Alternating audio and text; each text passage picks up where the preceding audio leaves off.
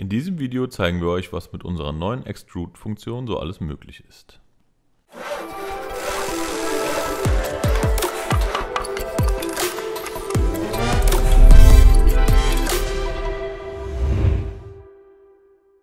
Herzlich willkommen zu unserem Extrude-Tutorial. Extrudieren im Abbund bedeutet ganz grob gesagt ein Langziehen in die nächste Dimension. Heißt, aus einem Punkt kann man eine Linie extrudieren, aus einer Linie eine Fläche bzw. ein Rechteck und aus einem Rechteck, Kreis etc. ein Körper. Die mit der Extrude-Funktion erstellten Körper werden wie freie Hölzer behandelt. Wer uns auf der letzten Messe besucht hat, kennt vielleicht unsere neue Messewand, die ihr auch hier im Abbund seht. Das war damals unser erster Testbau, womit wir unsere neue Extrude-Funktion getestet haben. Und jetzt zeige ich euch mal, wie das vonstatten ging. Hier seht ihr eine Frontansicht von unserer Messewand. Und diese ganzen Vierecke hier haben wir zu Körpern extrudiert in verschiedenen Stärken.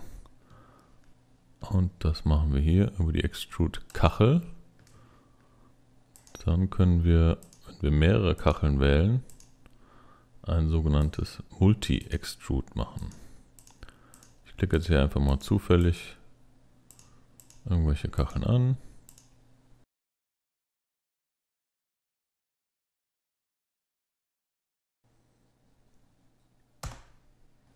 Jetzt haben wir eine Menge Kacheln gewählt und können jetzt über den Cursor-Dialog einen Wert eingeben. Dann machen wir diese Klötze hier einmal 5 cm stark. Wenn die Mittelachsen der Hölzer aktiviert sind, können wir jetzt sehr schön sehen, welche Hölzer bereits extrudiert sind. Das könnt ihr über den Layer-Dialog aktivieren, die Mittelachsen.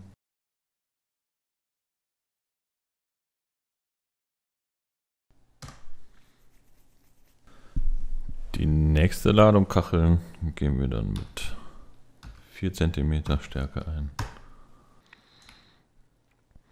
Da wir jetzt die restlichen Rechtecke wählen wollen, können wir dies auch per drüberziehen eines Rechtecks machen.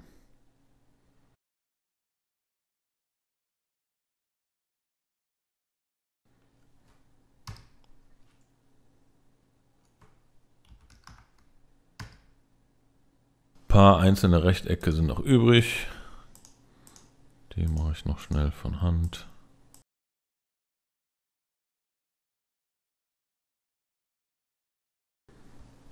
So, die Auswahl bestätigen wir wieder mit Enter. Jetzt zeige ich euch das auch mal von der Seite, dass man auch live quasi sehen kann, wie diese Körper langgezogen werden.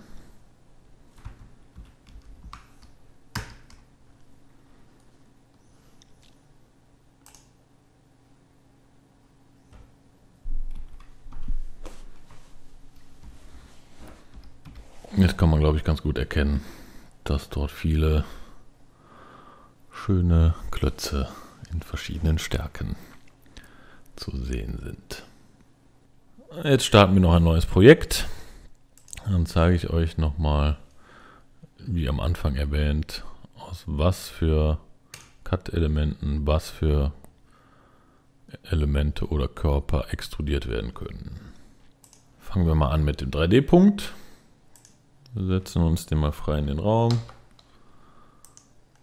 und klicken den mit der rechten Maustaste an, sagen Extrude, können den beliebig platzieren, haben jetzt aus dem Punkt eine Linie extrudiert. Das ist erstmal nichts Besonderes natürlich. Die Linie können wir aber wieder extrudieren, ebenfalls wieder mit der rechten Maustaste, und da sehen wir schon das dadurch entstehende Rechteck. Wir können entweder einfach die Maus irgendwo ablegen oder per Cursor-Dialog sagen, das Ding wird jetzt 5 Meter hoch. Und da wir jetzt schon mal ein Rechteck haben, können wir daraus auch gleich einen Körper extrudieren.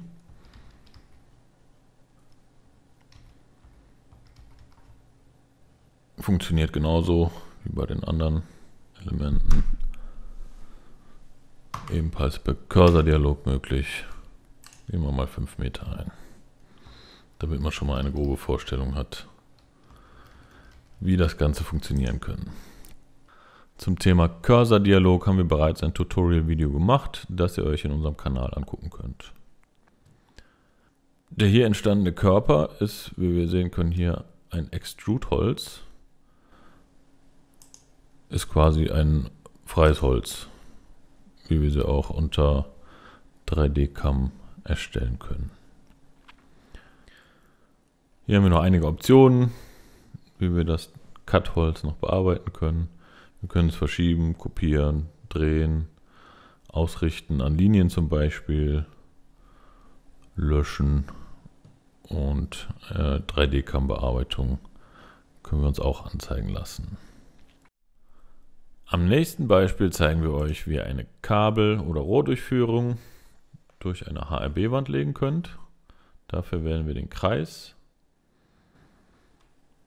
und manipulieren den Startpunkt über den Cursor-Dialog, indem wir ein bisschen nach außen gehen, damit alle Schichten auch dementsprechend geschnitten werden.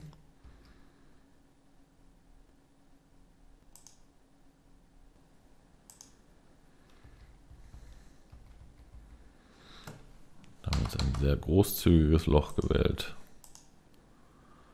und gehen wieder bei rechte Maustaste, Extrude hier und erstellen den Körper. Anschließend gehen wir dann in 3D-CAM und sagen Abschneiden am anderen Holz.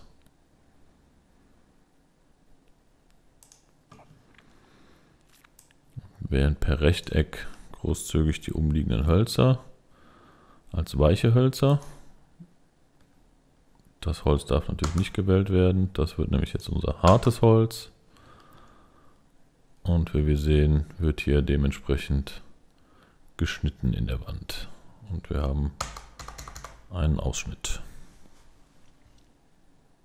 An derselben Beispieldatei können wir auch noch zeigen, wie wir die Extrude-Funktion zum Ersatz von freien Hölzern benutzen können.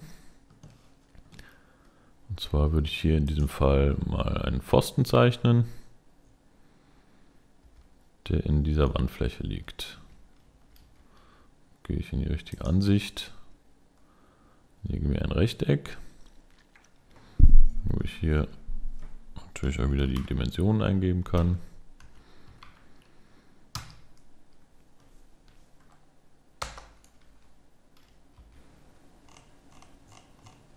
Und dieses Rechteck können wir dann wie gehabt extrudieren.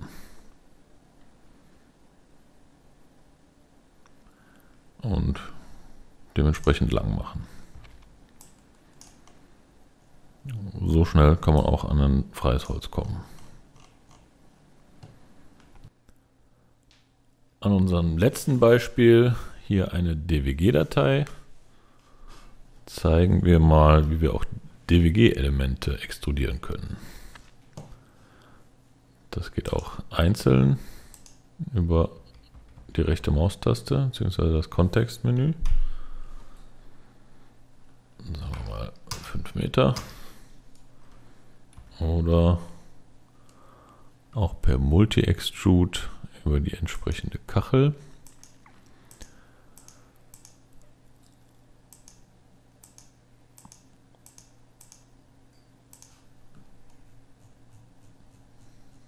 Können wir hier gleich mehrere Elemente auf einmal extrudieren.